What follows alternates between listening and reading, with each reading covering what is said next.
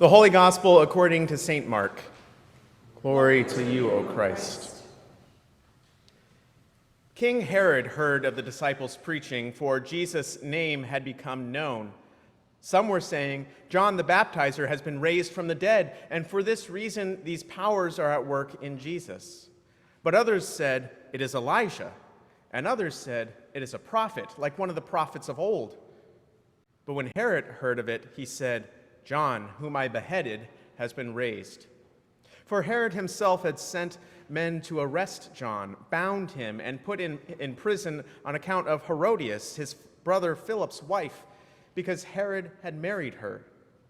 For John had been telling Herod, it is not lawful for you to marry your brother's wife. And Herodias had a grudge against John and wanted to kill him. But she could not, for Herod feared John, knowing that he was a righteous and holy man, and he protected him. Then, when Herod heard John, he was greatly perplexed, and yet he liked to listen to him. But an opportunity came when Herod, on his birthday, gave a banquet for his courtiers and officers and for the leaders of Galilee. When his daughter Herodias came in and danced, she pleased Herod and his guests, and the king said to the girl, ask me for whatever you wish, and I will give it. And he swore to her, whatever you ask me, I will give you even half of my kingdom. She went out and said to her mother, what should I ask for? The mother replied, the head of John the Baptizer. Immediately, she rushed back to the king and requested, I want you to give me at once the head of John the Baptist on a platter. The king was deeply grieved, yet out of regard for his oaths and for the guests, he did not want to refuse her. Immediately, the king sent a soldier of the guard with orders to bring John's head. The soldier went and beheaded John in the prison, brought his head on a platter, and gave it to the girl. Then the girl gave it to her mother. When John's disciples heard about it, they came and took his body and laid it in a tomb. The Gospel of Jesus Christ. Praise to you, O Christ. Please be seated.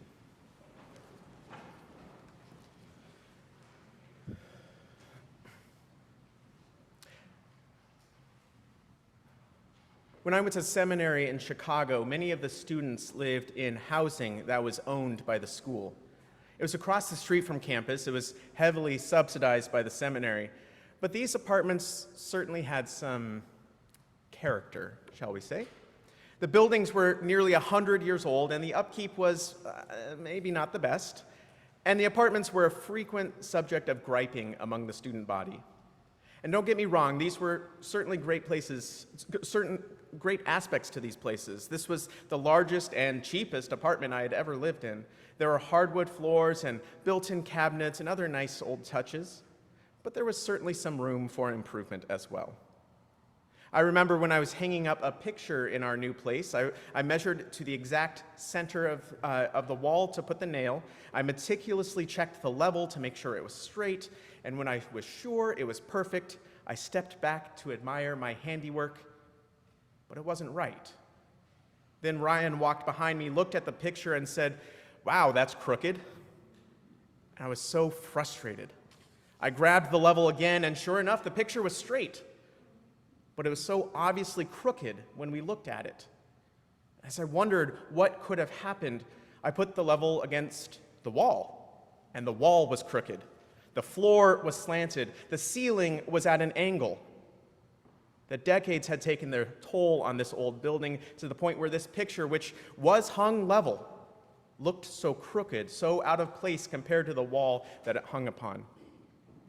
But even though the wall was so obviously warped and sagging, it was difficult to see how distorted it really was until we had hung something we knew to be level, until we compared it to something we knew to be right. Sometimes we can only tell how wrong something is or how right something is by comparing it to its opposite. It's a common trope in storytelling used from Shakespeare to fairy tales to Harry Potter to juxtapose good and bad, right and wrong, to highlight the virtues and villainy of each. And this juxtaposition allows us to better see the goodness of the hero when we compare it to the wickedness of the villain. So I wonder if that's what Mark is doing today in the gospel reading, because it's a strange one, right? It's one of the longer stories in Mark's famously quick-paced story. It's one of those gospel texts where we wonder, where was the gospel in that? It's a story where Jesus barely even appears at all. So why is Mark using so many of his carefully chosen words to give us this backstory, this flashback to John the Baptist's execution? I wonder if it's Mark's way of showing us some juxtaposition, some contrast between the two realities so we can see them better, when we plainly see the reality of the world as it is compared to the world as it should be. Using the divine plumb line that the prophet Amos spoke of, itself a sort of ancient level used in construction or maybe even hanging pictures, I don't know, to show us the disparate foundations between the reality of earthly rulers like Herod contrasted to the inbreaking reign of God that Jesus had promised has come near, the reign that John the Baptist announced before him. Immediately before this lesson, which we heard referenced, we heard last week where Jesus sent out his disciples into the world to further spread the good news of God's coming reign, where the disciples joined Jesus in his ministry of preaching and healing, of bringing the new reality of God's commonwealth to people throughout the countryside. And maybe by comparing the startling reality of the status quo through Herod's story in today's gospel with the journey of the disciples from last week, Mark is showing us how radical God's dominion will be, how it will benefit people in real ways, and will spread the good news of God's expansive love to more and more places. That the reign of God is so fundamentally different than the kingdoms of this world that we see through the reign of Herod. Kingdoms built on violence and fear, on political corruption and dysfunction, on questionable morality and the dehumanization of those not in power. Because when the good news of God's new world is set against the reign of the ruler who seduces his daughter and then blithely executes God's prophet as perhaps the strangest birthday gift of all time, and for the record, I do not want the head of a prophet on a platter today for my birthday gift, okay? The contrast between these two realities could not be more clear. Mark is showing us how threatening the new reality is to those who are benefiting from the status quo, how preachers like Amos and John the Baptist and eventually Jesus frighten the powerful so much that they will do whatever they can to silence them through banishment, through imprisonment, through beheading, and through crucifixion. How this prophecy, this spreading of the gospel of God's coming reign can be dangerous work because it upsets those in power. Mark is reminding us that this type of tyranny is not what God had in mind for us and for our world, that rulers like Herod and systems of fear and corruption fall outside of God's vision for us, that God is instead giving us a new vision for a new and better world. So even when these systems seem to surround us, even like stories like this one fail to shock us anymore because maybe they even seem normal, that doesn't mean that they should be. Even when new tales of corruption and outrageous acts by political leaders seem to now almost be mundane, even when we become so used to the world as it is, Jesus is still telling us throughout the Gospels about a new vision, a new reality that is coming into the world, a new commonwealth that has come near, where God's love drives out hatred and hope overcomes fear. Even when brazen acts of political violence like we saw yesterday shock us and make us fear for the future of our country, we look again to the good news that promises us that peace will reign, and we put our trust in the true ruler of heaven and earth. Because while the violence and oppression and injustice that surround us may seem to just be the way of the world, we can see it's so far from God's vision and desire for us and for our society. When we compare this reality and the rulers of this world to the inbreaking reign of God, we see that the status quo is unbearably crooked. And when God's plumb line that Amos envisions is set against the walls that we have built, we can see how far off the mark we still are.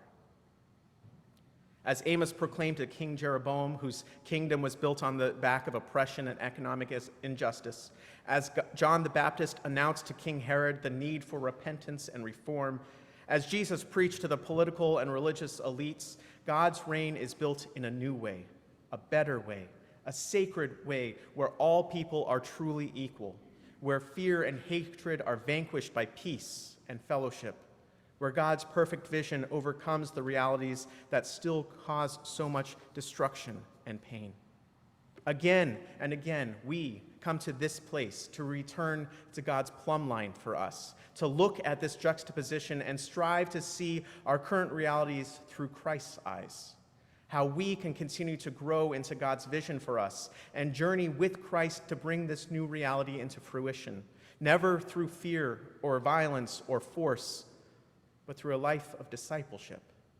How we can be released from the things that bind us, the delusions of the rulers of this world would teach us, so we can be free to align ourselves, better to align our own lives to reflect and enact Jesus' ministry of being agents of healing and ambassadors of Christ's expansive reign. How through this font and through this table, we glimpse a world where all people are equal, where we have all access to the same housing and healthcare and the necessities of life, where all divisions are healed and fears vanish because peace has overcome the ways of violence and life has triumphed over death. By Christ's presence among us, we can see the promise that he brings for us all, where each person is respected for who they are, where every human life is beautiful and sacred, where all creation can experience the fullness of God's love for us in this life. But when we see this perfectly hung picture, when we align our vision to God's plumb line, we know that it will be even more uncomfortable to the status quo than a picture hanging straight on a crooked wall. How this new reality will be so threatening to those who grasp onto their earthly power and corrupted values, that they may reject our prophetic message in the strongest ways. Our readings today remind us that there is a cost to rejecting the visions of the powers of this world and clinging to a new vision of hope and love. But despite the anger that it may cause from those who benefit from the status quo, despite the cost of this message requires of us, we are still called to enact this new reality, both in our own individual lives and in our collective life together. Because it's through this contrast, through this juxtaposition, through this discomfort, that we can see how much better God's vision is for us than the reality in which we live, and how far we have yet to go. We can hear how God still calls us to join with Amos and John and Jesus in proclaiming the radical and expansive nature of God's coming reign. And we are reminded that in our baptism, we have already rejected the false promises of this world and claimed our citizenship in the reign of Christ. Through this meal, we join with the ever-growing realization of Christ's banquet feast. Through our discipleship, we can spread the good news, heal the suffering, and strive for justice and peace in all the earth. We, as followers of Jesus, as co-workers with Christ, have a message to share with this world that sorely needs to hear it. It is our duty and our joy to help our neighbors and our leaders envision a new reality that is aligned with God's hope for us. It's not an easy job. It's not an easy message for some people to hear. And by truly following Jesus, we are risking a lot. But through our words and our actions, we have the opportunity to join with Christ as he builds up a new world. We have a call to journey together through the sometimes dark and stormy present toward the new world that is beginning to dawn. We have an invitation to join in this new commonwealth and spread it beyond ourselves until the empires of this world are overthrown and God's perfect reign is finally here. This is God's vision for us and the world around us. Thanks be to God.